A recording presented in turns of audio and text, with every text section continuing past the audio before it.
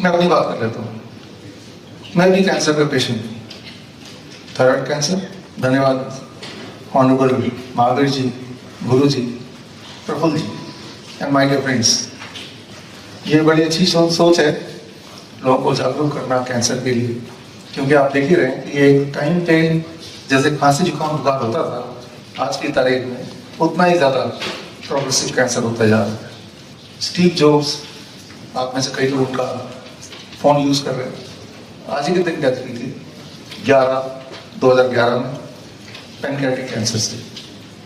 खैर, अभी बात कर लेते हैं जो जिंदा है। मैं अपनी बात कर लेता हूँ। मैं भी कैंसर का पेशेंट हूँ, थायराइड कैंसर। कब से? अभी मैं 52 ईयर्स मेरी उम्र है। जब मेरी उम्र 50 साल की हुई, तो मेरी उम्र 50 साल की होने से 2 महीने पहले मैंने एक किताब निकाली। उसके लिए काफ़ी रिसर्च किया मैंने, रैबिट ऑटस मॉडल फॉर कैंसर किया, और रिसर्च मैंने पाया कि 50 साल से ऊपर के किसी भी इंसान को कि थायराइड में अगर हम बायोप्सी करें, मोस्ट लाइकली उसको कैंसर मिलेगा। और ऐसे ऑटोप्सी रिपोर्ट या ऐसे जो लोग किसी भी और वजह से मर जाते हैं एक्सीडेंटली, उनके ऊपर जब इस तरह के एक्सपेरिमेंट किए गए तो पाया गया आफ्टर 50 ईयर्स ऑफ एज हर इंसान के थायराइड में से बायोप्सी में से अगर किया जाए तो अच्छी तरह ढूंढा जाए तो कैंसर सेल मिलेंगे। उस हिसाब से मैं कैंसर पेशेंट हूँ। और 70% चांस है after the age of 50 prostate में कैंसर मिल जाएगा। तो ये बोलना चाह रहा हूँ कि कैंसर तो बॉडी में होता ही है, कैंसर को हम भगा नहीं सकते। कैंसर इज देयर, और जरूरी नहीं कि कैंसर अगर है तो उसी से हमें मरना है। तो सबसे पहली बात तो ये समझना होगा, जब भी कोई बोलता है कि कैंसर मेरी बॉडी से कैसे जाएगा, वो जाएगा नहीं। That is in dormant stage, वो हर एक के बॉडी में है। अच्छी तरह ढूंढने वाली बात है, ढूंढने के लिए छेड़ने वाली बात है। मान लो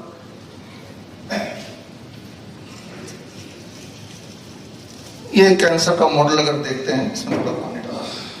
मान लो ये जो पेड़ पत्ते देख रहे हैं ये कैंसर है, ये पत्ते ट्यूमर है, और ये ट्यूमर बन गया है, ये कैंसर बन गया है। अब I will get rid of it. तो मैं क्या करूंगा, इसको मैं काट दूंगा, सर्जरी कर देंगे।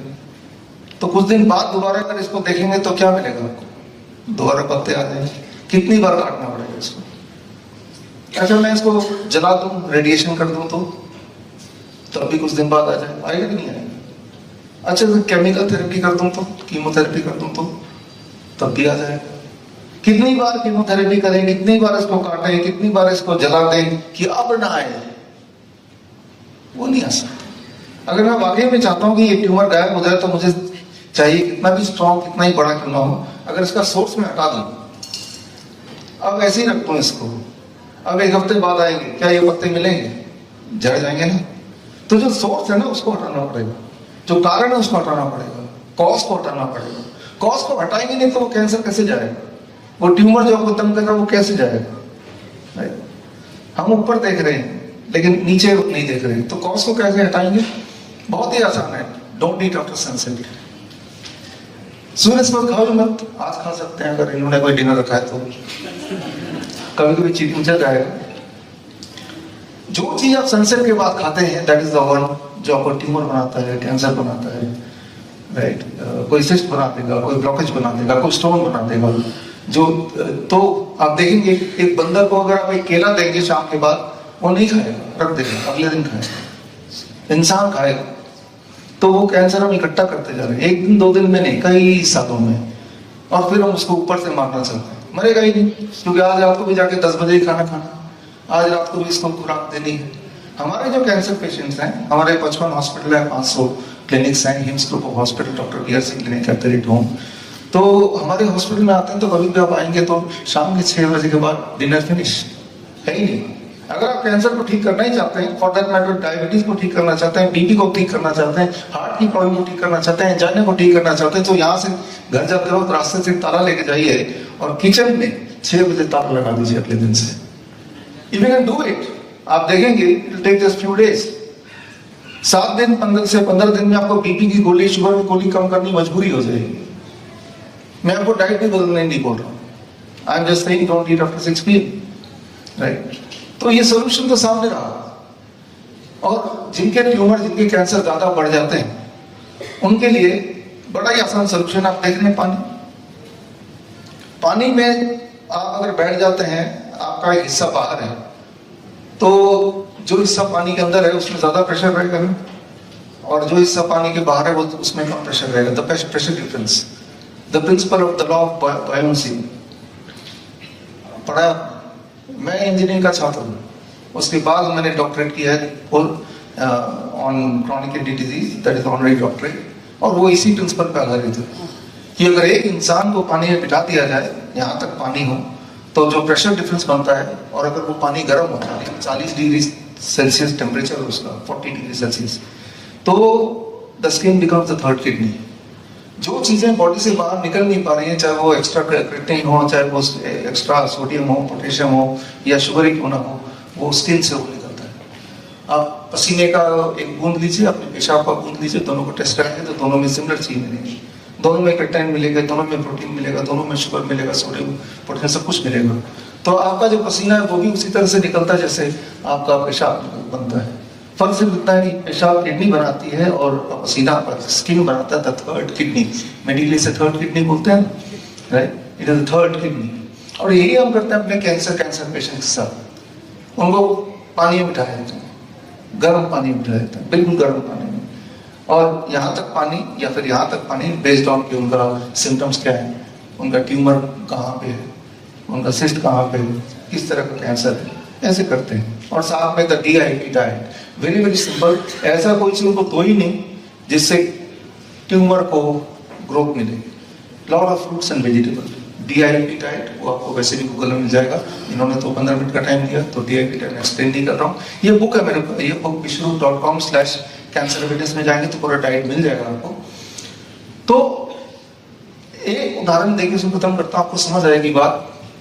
8 फरवरी की बात है, इसी साल की बात है। बुक फेयर में मेरी किताब की रिलीज थी, और एक कपल आए अपने बच्चे के साथ, 2 साल की बच्ची रो रही थी बहुत ज्यादा। फिर सामने आ गए और पता चला कि यहाँ पे एक स्टोमा बैग लगा हुआ है बच्चे का। स्टोमा बैग यानी कि पॉलिथीन की थैली, और सारा जो स्टूल है वहीं पे जाता है। और उनका इलाज चल रहा था उस वक्त, एम्स से चल रहा था, और कीमोथेरेपी वगैरह भी चल रही थी, और बोल ही दिया था कि बच्चे के बचने के चांसेस नहीं। That was the thing. इस वक्त वो मिली, और उस वक्त हमारा बुक फेयर चल रहा था, बुक का प्रमोशन चल रहा था। Doctor Namita, can you please come? तो इतनी भीड़ में मैंने डॉक्टर नमिता MBBS MD हमारी टीम की पार्ट है, इनको मैंने उस बच्चे को पकड़ाया कि आप इनको देखो जरा। हाँ, और मैं फिर बुक के उसमें लग गया। अब आप सोच के देखिए, ये एम्स का था, और साथ में कौन सा हॉस्पिटल था दूसरा? सफदरजंग। हाँ, सफदरजंग हॉस्पिटल। दोनों के बीच में the parents were shuffling between the 2 hospitals, क्योंकि हालत इतनी गंभीर थी। लेकिन क्या इतनी गंभीर हालत में जब स्टोमा बैग ऑलरेडी लगा हुआ है, जब ऑलरेडी बोल दिया है कि अब बच्ची बचेगी नहीं, क्या ये प्रिंसिपल काम करेगा? थोड़ा सा ब्रीफ देंगे, और बस 2-3 मिनट ही बाकी है। प्रफुल्ल जी देख रहे हैं हमारी तरफ से, है ना?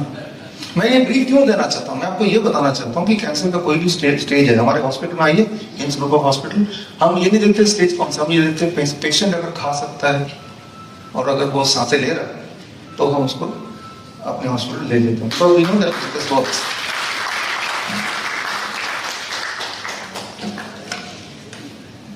बेसिकली 2.5 साल का बच्चा था, और उसको कैलकाटा में उसको बोला कि ऑपरेशन कराने के लिए, कैंसर का टेराटोमा था उसके, तो उसने ऑपरेशन करा लिया। उसके बाद उसको कीमोथेरेपी के लिए बोला गया, तो वो उसके कोई जानने वाले दिल्ली में थे, तो वो सफदरजंग और एम्स में आ गया था, यहाँ पर वो कीमोथेरेपी करा रहा था अपनी।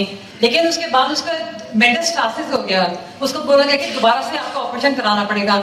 मगर मीनवाइल वो डॉक्टर BRC के उसने वीडियोस देखा, DIP डाइट शुरू किया, तो उसको इतना रिजल्ट मिला, तो हमारे पास टकराया। फिर जब बुक फेयर का इनॉग्रेशन था, तो तब उसने हमको फॉलो करना शुरू करा, और उसके बाद उसको कोई कीमोथेरेपी उसने नहीं कराई। हमने बोला सबसे पहले तो एलोपैथी डॉक्टर के पास जाना बंद करो, तो उसने बंद किया। वो कलकत्ता वापस चला गया, और वहां पर उसका सारे टेस्ट हुए। उसके 2-3 महीने के बाद ही हम लोग उसको ट्रीटमेंट दिया, टेस्ट उसके नॉर्मल आए, और उसका स्टोमा बैग रिमूव हो गया। अभी वो टोटली हेल्दी है, और उसका ग्रेड 3 कैंसर था, जो अभी बिल्कुल नॉर्मल है, वो चाहिए। आप चाहे तो उससे बात कर सकते हैं जूम पे, वीडियो पे। तो आई मीन कि everything is reversible. Thank you, thank you. पहले की रिपोर्ट, अभी की रिपोर्ट, सारा कुछ is there with doctor Namita. हम ये क्यों बता रहे हैं और क्यों एविडेंस के साथ बता रहे हैं? बिकॉज मैं आपको ये भरोसा दिलाना चाह रहा हूँ कि कैंसर कोई बड़ी बात नहीं। कैंसर कब बड़ी बात हो जाती है? कैंसर तभी बड़ी बात हो जाती है, मान लीजिए मान लो ये संतरा है, आप कभी सब्जी बाजार में जाते हैं, संतरा से दबा के देखते हैं, ठीक है कि तो संतरा वाला सब्जी वाला क्या बोलेगा? अरे यार दवा खराब हो जाएगा, है ना, ऐसे बोलेगा। आप दबा के छोड़ देंगे तो क्या हो जाएगा? सड़ जाएगा। क्यों सड़ेगा? वो इसलिए सड़ेगा क्योंकि उसके अंदर जो सेल्स हैं वो टूट गए, right, it will get spoiled, right. जब मेमोग्राम करते हैं बार बार तो अंदर सेल टूटते हैं, है ना। सो क्या उससे हम डायग्नोस कर रहे हैं या डायग्नोसिस के नाम पे हम उसको और सेल्स को ब्रेकअप कर रहे हैं? तो यहाँ पे समझने की बात होगी कि पहली बात कि कैंसर सेल हम सबके बॉडी में भी थर्ड कैंसर का पेशेंट हूँ, दैट वे अगर डायग्नोस कराएंगे तो, राइट। और कैंसर सेल बॉडी में है तो उसी की वजह से मरना जरूरी नहीं है। लेकिन अगर आपकी कोई ट्यूमरस ग्रोथ है या आपका हीमोग्लोबिन डाउन हो रहा है, अचानक वीकनेस बढ़ती जा रही है, बहुत ज्यादा एक्सट्रीम पेन है, तो आपको बस इतना ही करना है। वैसे भी इतना ही करना है प्रिवेंशन के लिए भी, don't eat after sunset, be on DIP type. और ज्यादा पेन है और ज्यादा तकलीफ हो गई, जैसे उस बच्चे को हमने कराया, जैसे हम बाकी पेशेंट कराते हैं, गर्म पानी बिठाया। अगर कोई मॉर्फिन ले रहा है कोई पेशेंट, इतना पेन है तो मॉर्फिन लेंगे तो पता ही है कि कोई उससे मामला बिगड़ेगा ही, टेम्पररी थोड़ा रिलीफ मिल जाएगा। तो दिन में 2 बार 1-1 घंटा sitting in the hot water is equal to morphine, पूरा जो उसका शेड्यूल है उतना उसका रिलीफ दे देता है। 2 टाइम्स सुबह अगर बैठेंगे 1 घंटा तो 12 घंटे तक रिलीफ मिलेगा, तो दोबारा बैठ जाओ। कुछ दिनों के अंदर अगर पेन जब खत्म होने लगे तो बैठना छोड़ दो, है ना।